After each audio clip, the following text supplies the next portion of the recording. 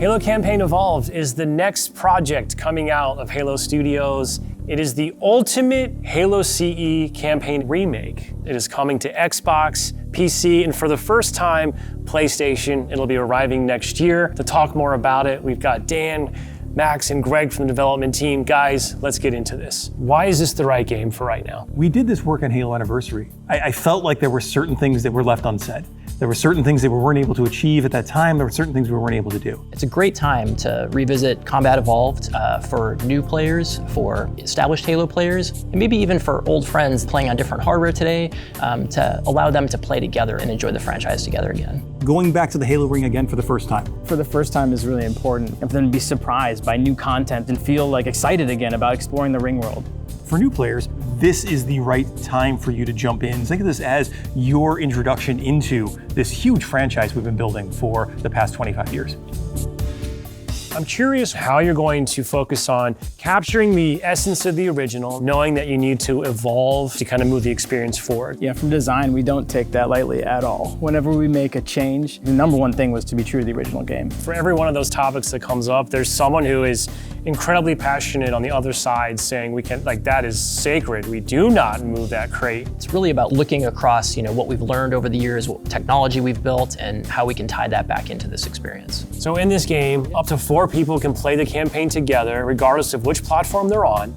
And then we're kicking it old school. We can play 2-player co-op on consoles, on the couch together, just like we did back in the original. What do you have to do differently to account now for 4 people running around? For different co-op counts, we will make some of the spaces larger. We also want to make sure we're authentic to the encounters themselves. So it's a balancing act between that difficulty tuning and making those encounters the right size for the right space. I understand that we've done some special tune-up works to the beloved Warthog. We have. There's a new seat, what I like to call the golf cart seat or the bumper seat. This is on the back of the Warthog, so now you can bring everyone with. Mind if I join you? Let's talk a little bit about one of my favorite aspects of the Halo franchise. What is a skull?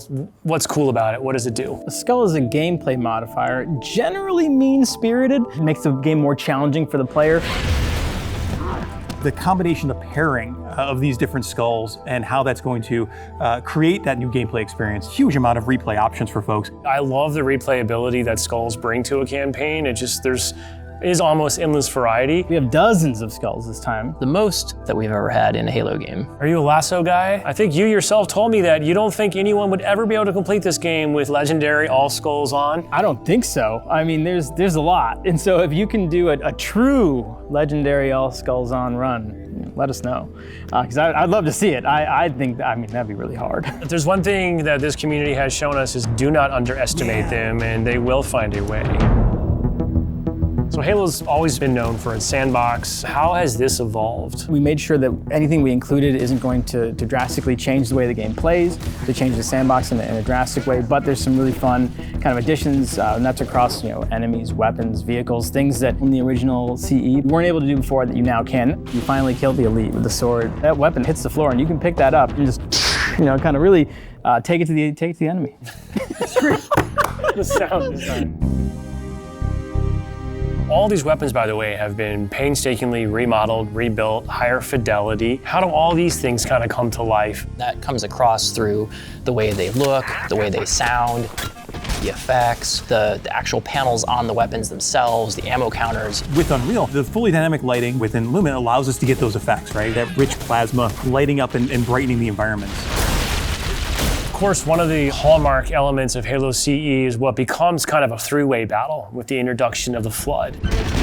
There was quite a bit of development between Halo CE and 3 to kind of how the Flood behaved and just how they interacted with the player. So we've pulled a lot of those Flood behaviors into this game. And I would say this is a learning specifically from CE to Anniversary, which is just kind of that mood, the atmosphere, the tension, the horror, and really delivering on that from the way that we stage the encounters and the setup and how we reveal the Flood. In Halo Legacy, there were some pure form units. We've pulled in a familiar friend, familiar fiend, if you will, to challenge the player. Talk to me just a little bit about how we're approaching the narrative aspects to bring it up to the same level as the rest of this game. We want to tell an authentic story and we want to level up the cinematics from the source.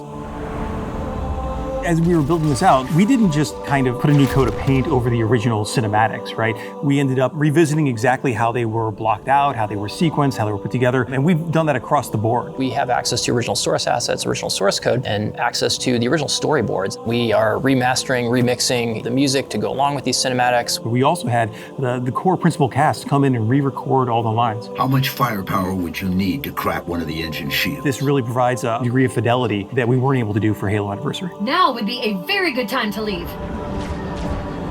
I'm super excited that this game will include 3 brand new bonus missions. Tell me a little bit about that. It was really important that we preserve the original story as it is. So these missions specifically are meant to be a prequel, a setup for, the main course. These new missions are going to offer some new opportunities for character interactions, maybe between, Chief and Johnson. We've got some new mechanics, maybe some new AI behaviors, things that haven't been done before in Halo CE. I think we're just getting started.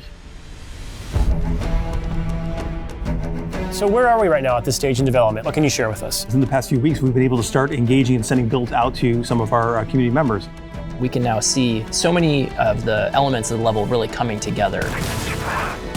There's a point in every game's life cycle where it kind of just comes online. Seeing really high fidelity versions of the cinematics, elements of the sandbox and encounter tweaks and the lighting. You can go to someone's desk and give feedback live on an experience, and to me that's like a really exciting time in game development.